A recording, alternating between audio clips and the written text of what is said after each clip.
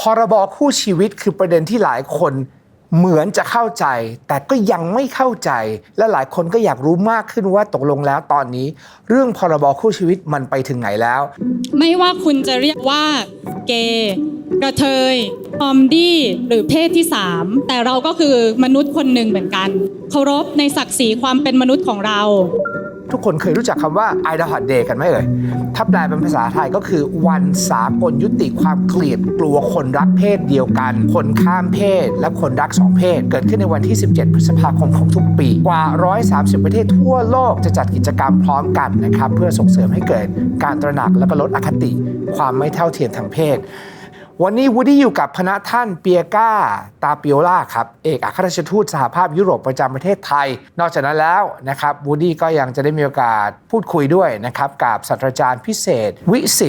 ทธิ์สรอัตถ์ครับปลัดกระทรวงยุติธรรม Now Your Excellency I'm going to begin off with the simplest question What is Ida Hot Day? Tell us more about the importance of Ida Hot Day and how it is marked or acknowledged in Europe as well. Look, this is an incredibly important day.For the European Union, fighting against discrimination of all forms, whether it's on race, gender, on ethnicity, sexual orientation, disability, this is really a fundamental value to ensure that people are treated equally. พระราชบัญญัติคู่ชีวิตคือถ้าจะอธิบายให้คนไทยเข้าใจแบบง่ายๆเราจะอธิบายยังไงดีตัวร่างกฎหมายฉบับนี้เนี่ยนะครับเป็นการเปิดโอกาสให้คนที่มีเพศเดียวกันสามารถที่จะสร้างครอบครัวนะครับแล้วก็อยู่ร่วมกันโดยการยอมรับของกฎหมายได้จริงๆแล้วต้องถามต่อนะครับว่าพระราชบัญญัติคู่ชีวิตกับการจดทะเบียนสมรสมันต่างกันยังไงและพระราชบัญญัติคู่ชีวิตเนี่ยมันครอบคลุมและไม่ครอบคลุมเรื่องใดบ้างในกฎหมายแต่เดิมเนี่ยมันจะมีแต่เรื่องการสร้างครอบครัวผ่านการสมรสหมายถึงการที่คนต่างเพศกันมาจดทะเบียนนะครับแล้วก็แสดงเจตนาที่จะอยู่ร่วมกันเป็นครอบครัวกฎหมายเรื่องสมรสเนี่ยอยู่มานานมากแล้วเพราะฉะนั้นเนี่ยเราท่านก็จะรู้ดีว่ามันจะครอบคลุมเรื่องอะไรบ้างนะครับการที่จะต้องอยู่ร่วมกันดูแลซึ่งกันและกันในส่วนของคนเพศเดียวกันเนี่ยจริงๆเดิมไม่มีแต่หลังๆเนี่ยเริ่มมีกฎหมายที่เริ่มยอมรับเราเดินมาถึงจุดตรงที่ว่ายังไม่ถึงเรื่องสมรสแต่ว่าใกล้เคียงกันมากแต่ที่ยังไปไม่ถึงในบางเรื่องเนี่ยนะครับเช่นยกตัวอย่างถ้าเราจดทะเบียนสมรสเนี่ยเราไปที่ไหนในโลกนี้เขาก็ต้องยอมรับแล้วว่าเป็นคู่สมรสกันแต่ของเราเนี่ยเนื่องจากมันเป็นการยอมรับของแต่ละประเทศอันเนี้ยมันขึ้นอยู่กับประเทศที่เราจะไปด้วยเพราะฉะนั้นการยอมรับในส่วนนี้อาจจะยังไปไม่ถึง2เนี่ยในบางสิ่งบางอย่างซึ่งละเอียดอ่อนนะครับเช่นเรื่องของบุตรไม่ได้หมายความว่าคนเพศเดียวกันมีบุตรไม่ได้นะครับ มีบุตรได้แต่ว่าเนื่องจากว่ามันต้องอาศัยกฎหมายอีกหลายตัวเอามาดูแลเพราะฉะนั้นเนี่ยความแตกต่างในเรื่องสิทธิหน้าที่ต่อบุตรก็อาจจะไม่ชัดเจนมากนักก็อาจจะต้องไปนั่งเขียนเพิ่มเติมโดยสรุปโดยพื้นฐานเนี่ยผมคิดว่าก็น่าจะประมาณสัก80%กว่านะครับที่ใกล้เคียงกับการเป็นคู่สมรสครับ80% นั้นถือว่าเยอะมากนะครับเยอะมากครับประชาชนเนี่ยมีความเข้าใจต่อการจัดทำพระราชบัญญัติฉบับนี้ยังไงบ้างร่างกฎหมายฉบับนี้ทางกรมคุ้มครองสิทธิและเสรีภาพเนี่ยนะครับร่วมกับทาง EU เนี่ยผมเข้าใจว่าได้มีการทำความเข้าใจนะครับแล้วก็ในประเทศไทยในแบบสังคมเปิดในกลุ่มที่เกี่ยวข้องโดยตรงเนี่ยผมเชื่อว่าเขาได้ทราบกฎหมายฉบับนี้ต้องถือว่ามีการประชาพิจารณ์มาหลายครั้งมากนะครับเพราะว่ามันจะเป็นการเปลี่ยนวิธีคิดถ้าหากว่าคนทั่วไปยังมีความรู้สึกไม่ยอมรับเนี่ยกฎหมายจะออกไม่ได้แต่ก็เป็นที่น่ายินดีว่าเวลาเราทำประชาพิจารณ์เนี่ยคนยอมรับกฎหมายฉบับนี้มากนะครับทำให้กระทรวงยุติธรรมเองซึ่งมีหน้าที่ขับเคลื่อนเนี่ยก็เห็นความสำคัญนะครับแล้วก็ยังคงผลักดันร่างกฎหมายฉบับนี้อยู่ครับคือสถานะของพระราชบัญญัตินี้นะครับตอนนี้ต้องถามว่ามันอยู่ในขั้นตอนไหนล่ะครับแล้วก็หลังจากนี้เนี่ยนะครับกฎหมายจะต้องผ่านกระบวนการอะไรอีกบ้างครับคือร่างเสร็จแล้วในกระบวนการของราชการเนี่ยจะมีกระบวนการหนึ่งเรียกว่าการตรวจร่างซึ่งถือว่ายากมากนะครับเพราะว่าจะมีสำนักงานคณะกรรมการกฤษฎีกาเนี่ยคอยตรวจก่อนว่าร่างนี้ใช้ได้ถูกต้องไหมนะครับร่างฉบับนี้ได้ผ่านขั้นตอนนี้แล้วสิ่งที่เรารอก็คือว่าต้องนำร่างที่มีการแก้ไขฉบับนี้กลับไปเข้าคณะรัฐมนตรีเพื่อให้ความเห็นชอบถ้าคณะรัฐมนตรีให้ความเห็นชอบเนี่ยก็คือการนำเสนอสภานั่นหมายความว่าขึ้นอยู่กับระยะเวลาที่สภาจะพิจารณาอยู่ที่ประมาณ6 เดือนคนคงถามกันเยอะเหมือนกันนะครับตกลงแล้วมันเมื่อไหร่อะครับอีกนานไหมเรามีโอกาสที่จะเห็นความสำเร็จของมันขนาดไหน มันขึ้นอยู่กับการยอมรับของสภา ครับ นะครับแต่ว่าจากที่เราประเมินสถานการณ์มาเนี่ยเป็นบวกเราอาจจะมองพูดกันถึงหลักเดือนมากกว่าพูดถึงปี ครับ ก็คิดว่ามีโอกาสเป็นไปได้สูงมากครับ How has the Civil Partnership Act changed or has improved lives in the EU? Well, I mean, I'll start by saying that you have different models in different EU member states.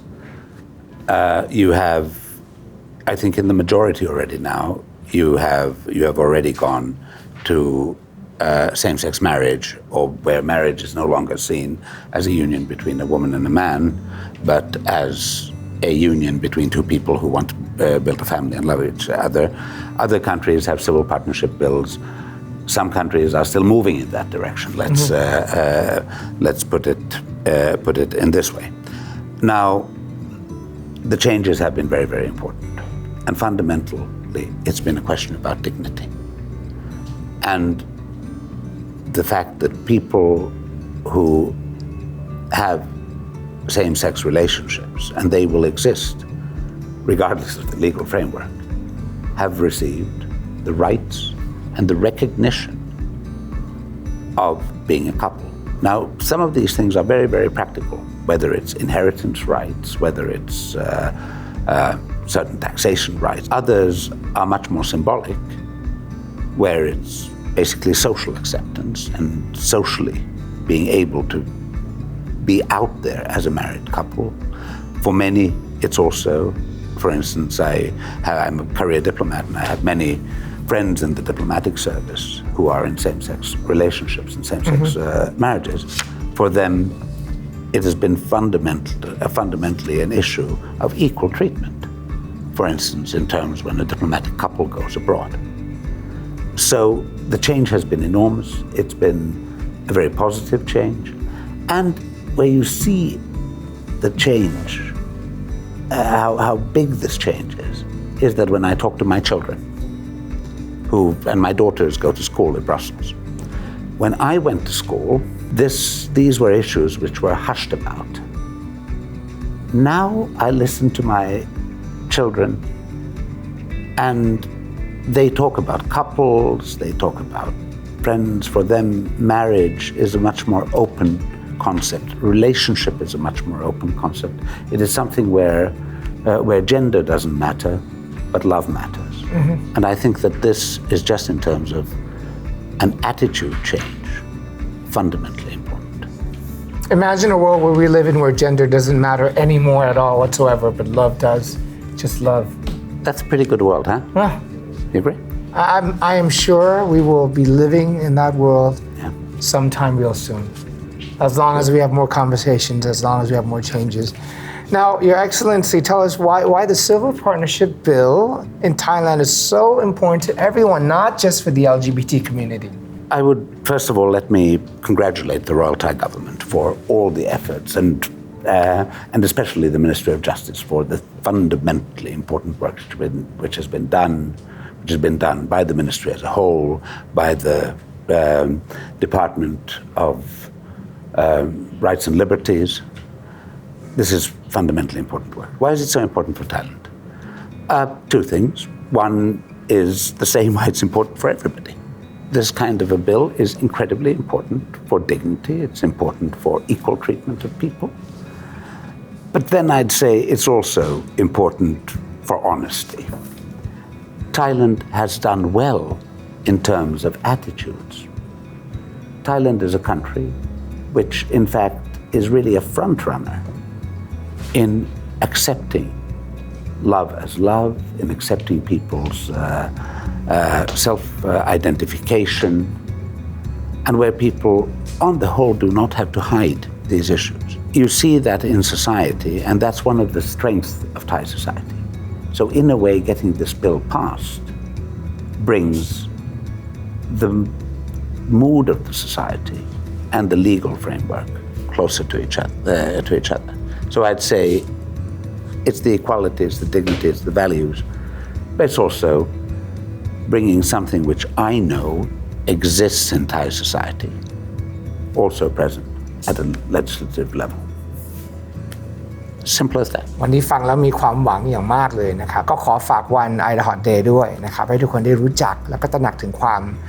เท่าเทียมกันทางเพศวันนี้ต้องขอบคุณทั้งสองท่าน